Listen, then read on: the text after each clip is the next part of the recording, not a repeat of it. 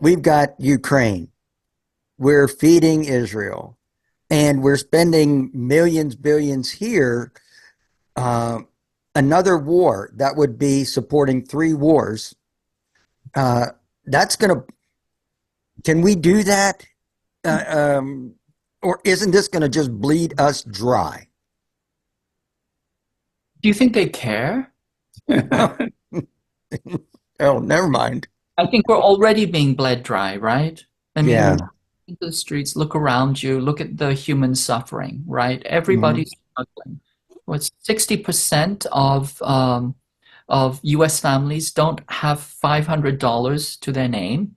If they need a new set of tires or get a large parking ticket, I mean, they're done for, right? Yeah. So, I mean, everybody's being bled dry right now, and they're pouring on millions of dollars, billions of dollars, tens, hundreds of billions of dollars to Ukraine. They're paying for their civil servants and their retirements, even as here people have given up on the idea of retirement. So, there's something extraordinarily obscene there. But, this is the state of affairs. And once again, coming back to this notion of unequal exchange, the US the West extracts extraordinary amounts of wealth from the global South.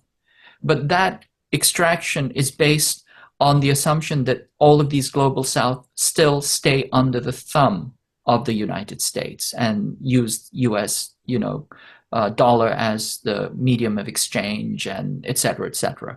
And if they break out, it's like from the standpoint of the parasite, when the host wants to detach the parasite sees that as a threat to itself.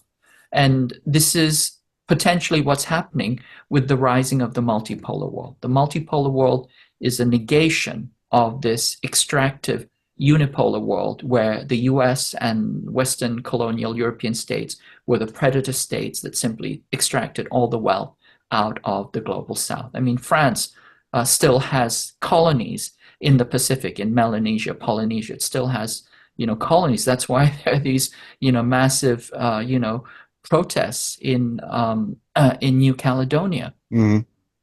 So, Yeah. so can they wage this war?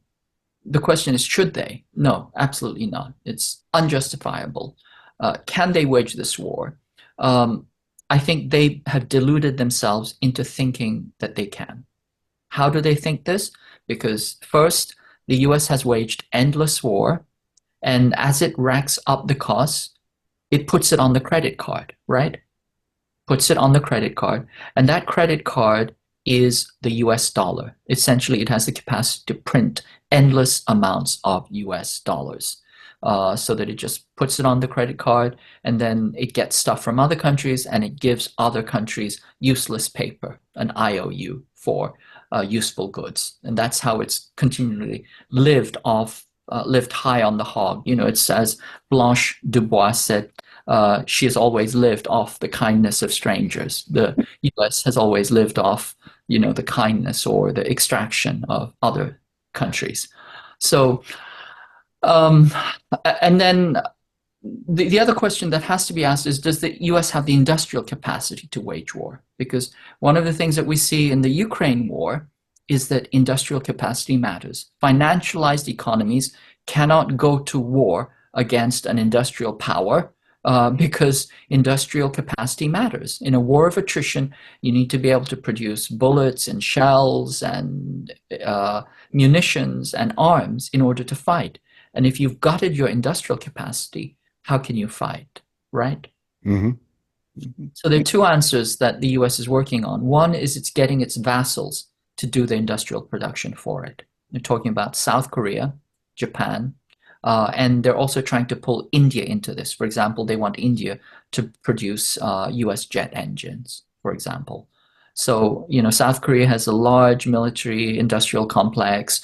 Hyundai, these were all, a lot of Hanwha and Hyundai, Hyundai was a subcontractor to Brown and Root in during the Vietnam War, Halliburton essentially, Yeah. and so long history of producing industrial military goods for the war machine. So they want Korea and Japan to do that. They want Korea to build the ships. They want to, they're preparing, if the ships are damaged in the Pacific, they've already made agreements with South Korean shipyards to fix American ships in South Korean dockyards for immediate battle repair. That's how, granular these preparations are.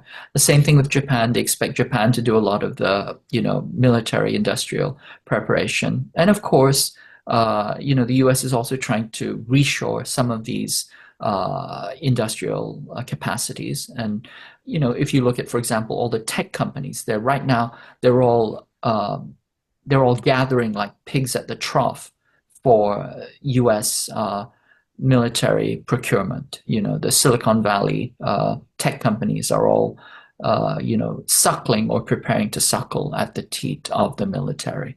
So there's extensive industrial and economic preparation that is happening as well. In fact, foreign affairs, I think, or maybe foreign policy, said that the United States needs to shift to an industrial war footing immediately.